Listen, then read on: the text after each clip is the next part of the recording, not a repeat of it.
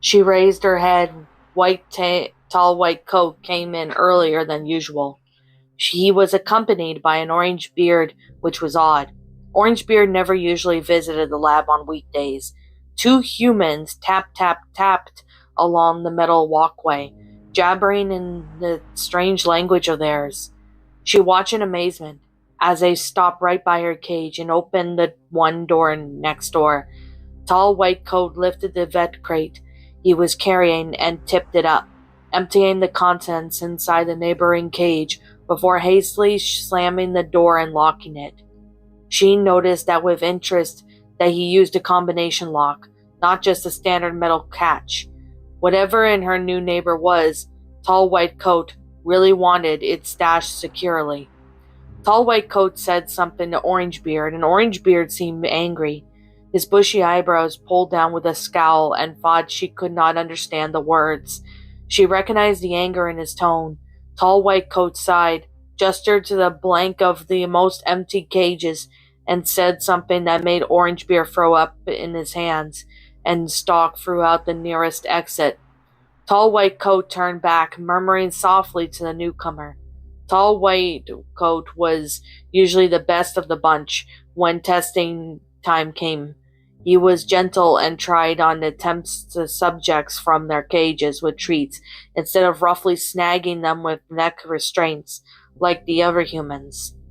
When he had also departed, she finally crept out from her bedding pile of wood shavings and nosed at the glass divider between her cage and the newcomers.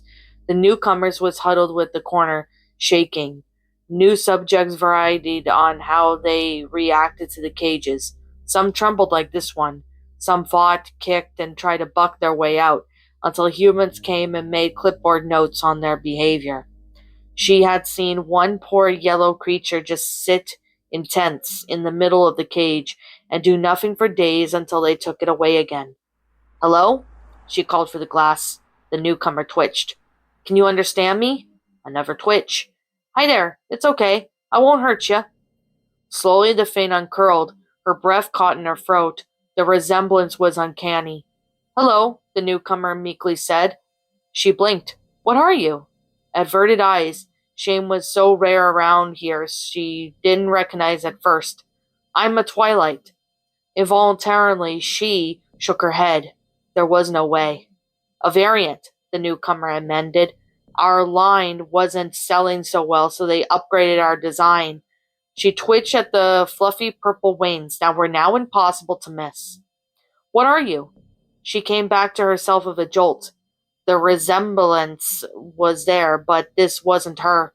"Oh, me? I'm just a standard issue Applejack. I don't think they've changed our design since stage 1. She rubbed at the back of her head. "Well, that was a piebald prototype they had scrapped almost as soon as they started." She shrugged, pushing away the thoughts of the oddly positioned creature at the other end of the cages that hadn't been able to walk on its ill-designed hips. The newcomer nibbled at a lower lip. The action was so startlingly familiar that it caused her to sit on her rump to get her bearings. She cleared her throat, causing the newcomer to look up at her briefly. "I knew a Twilight once," she said carefully.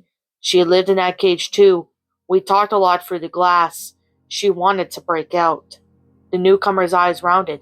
"Did she?" The breathless question came, but hope she recognized that emotion. She dropped her gaze and toed the wood shavings. "Nah, got her door open. Could probably have made a run for it. She worked out we were all a small enough fit through a sewer pipe if we can get to the grate off the entrance. But she came back for me, got caught, and I never saw her again. She would have kept running and not turned back." "That's awful." "Yup, no point in denying it. But it ain't all awful around here. Sometimes the humans take us out for testing a lot less than they used to. And you're the first new variant I've seen in a while. What are you, stage 2? 3? The newcomer's chin dropped into her chest. 15. Her jaw fell open. 15? They said they couldn't get a wing design right. No one wants to buy something with decorative wings that can't actually fly, but the shape of the ribcage in standard Twilight couldn't withstand the pump action of the wings. The ribs kept shattering or their chest cavities broke open completely. Plus, the bones in Twilight are way too heavy for a flight. It took a lot of trial and error just to get a prototype that was both a function and an aesthetic. The purple one wing gestured with the elegance of a human hand. Me. She backed at the bulk of the thought of two strange stages through 14 in their fates. Well, ain't something, she said eventually.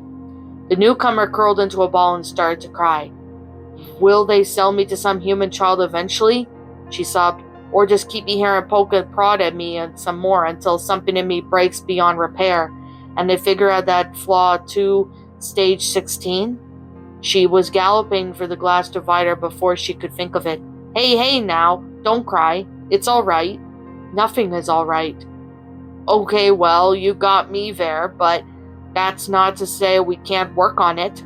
What do you mean? Her eyes slid sideways at the sewer gate at the floor. That horn of yours, in stage 1 Twilight. They said they were just for show, but you're a stage 15 and a real working wings.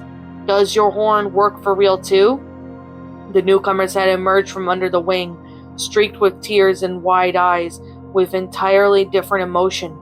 They ran tests, and the capacity is there. If not, the don't. Huh? It's possible, but our size makes it difficult.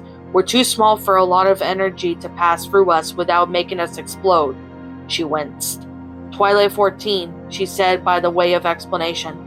They were still testing my functionability when there was an accident in the research wing, and they had to put me here while they fixed the lab. An accident? A fire. For the first time, a small smile tugged at the corner of the newcomer's mouth. They couldn't work it out where they started. A tiny glow appeared at the very tip of her horn. She grinned. Twilight 15? I think this may be a start of a beautiful partnership. What's up, my pretties? It's the Lion Queen here. I want to appreciate you all for tuning into this video, and I do appreciate you guys supporting my video by giving this video likes and stuff. If you really enjoyed this video, be sure to leave a like, comment and subscribe if you're new, ring the bell for notifications to when I upload so that way you guys will get updated for whenever I upload. If you want to follow me on Twitter or DeviantArt, feel free to leave a follow on those if you are interested in following me on those socials. If you want to support my backup channel, known as Miss Dark Shigo, feel free to subscribe to it, as a link to that will also be in the About page section. And with that being said, and that being the case, thank you so much for watching, my pretties, and as always, please stay pretty.